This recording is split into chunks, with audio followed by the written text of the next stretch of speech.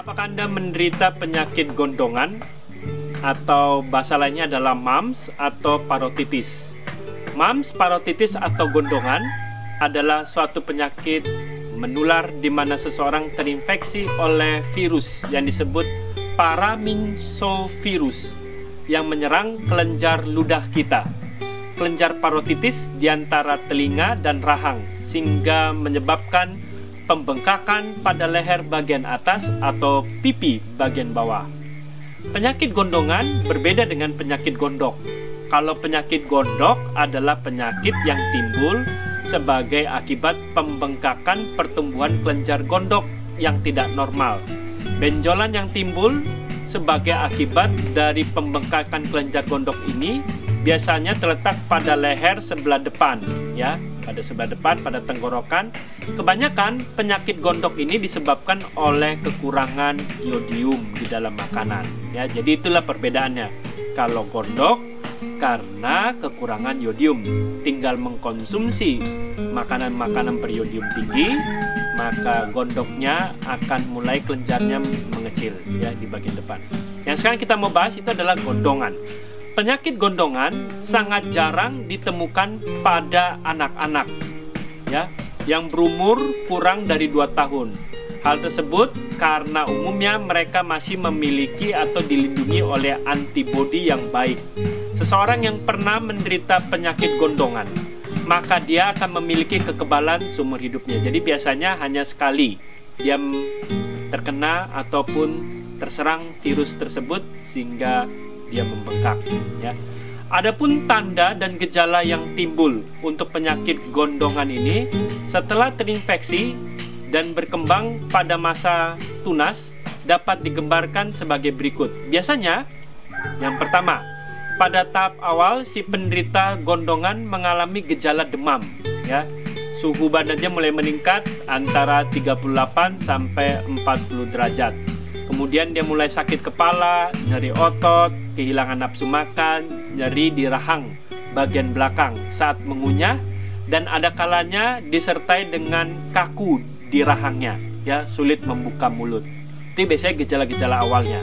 Kemudian selanjutnya terjadi pembengkakan kelenjar di bawah telinga, parotis, yang diawali dengan pembengkakan salah satu sisi kelenjar. Kemudian kedua-duanya kelenjar mengalami pembengkakan, ya. Mungkin pertama di sebelah kiri, akhirnya dua-duanya kiri kanan mulai membengkak, ya. Pembengkakan ini biasanya berlangsung sekitar 3 hari. Kemudian dia akan berangsur mengempis sendiri, ya. Kadang terjadi pembengkakan pada kelenjar di bawah rahang, ya, atau submandibula, dan kelenjar di bawah lidah. Pada pria akil balik ada kalanya terjadi pembengkakan, di buah zakarnya atau di buah testisnya karena terjadinya penyebaran melalui aliran darah, ya. Ini biasanya pubertas biasanya diikut sertakan juga kalau baru kena gondongannya di masa pubertas mengalami pembengkakan buah zakarnya, ya. Kemudian penyakit gondongan sebenarnya adalah tergolong dalam penyakit yang dapat sembuh dengan sendirinya harus tanpa diobati, ya. Jadi disebut juga self-limiting disease, penyakit yang dapat dipulihkan dengan autoimun di dalam diri kita sendiri tanpa harus diobati, ya. Penderita penyakit gondongan sebaiknya itu menghindarkan makanan ataupun minuman yang sifatnya asam ataupun pedas karena dia dapat menambahkan nyeri di sekitar kelenjar lehernya, ya. Supaya tidak bertambah parah, biasanya pada orang yang mengalami gondongan berikanlah diet makanan yang lunak. Jika pada zaman dahulu penderita gondongan, mungkin ada juga saat ini, diberikan belau, ya, ataupun warna biru yang untuk mencuci pakaian di daerah-daerah. Sebenarnya itu secara klinis tidak ada hubungannya untuk proses penyembuhannya, ya. Tapi untuk membantu penyembuhan daripada proses penyakit gondongan ini, kita harus istirahat di rumah yang cukup, ya. Itu sangat membantu untuk proses kesembuhan. Ada juga ramuan-ramuan tradisional yang dapat membantu proses peningkatan imun tubuh kita, ya. Biasanya dengan daun tapak dara. Ya, bagi daerah-daerah yang mungkin memperoleh mudah daun tapak dara, ambil daun tapak dara segenggam, kemudian cuci bersih, kemudian tumbuk halus. Ya, daun tapak dara itu setelah ditumbuk halus, dibalur di bagian yang bengkak. Gunakanlah itu 2 kali sehari. Ada juga yang menggunakan 10 ranting muda belimbing, ya.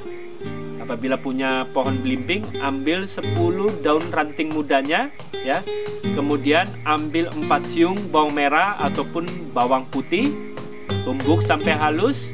Kemudian hasil tumbukan tersebut dibalur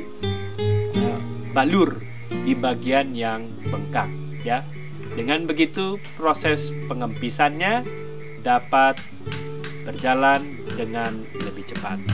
Tapi harus selalu diingat, gondongan adalah penyakit yang dapat disembuhkan dengan imun tubuh kita dengan sendirinya. Dan biasanya proses pengempisannya setelah 3 hari mulai dia akan mengempis. Untuk itulah ambil waktu istirahat yang cukup, minum air putih yang banyak, dan konsumsi sayur ataupun buah-buahan untuk meningkatkan daya tahan imun kita. Dengan begitu, proses penyembuhannya akan jauh lebih cepat. Kiranya tips pada hari ini dapat memberikan manfaat yang baik untuk kita.